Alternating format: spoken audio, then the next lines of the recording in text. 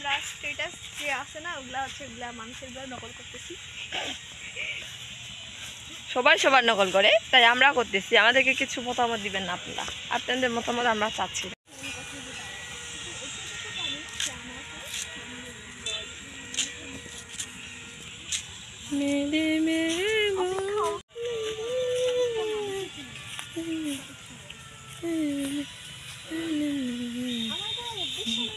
আমি যেখানে যাই সেখানে বক্তব্য একবারে গেলে দিব, এটা আমার কোনো মিস নেই। তো আপনার কি একটা নাই যে একটা জঙ্গলের মাঝখানে এসে আমাকে রাখে গেছেন, আমি একা একা এখানে ভিডিও করতেছি।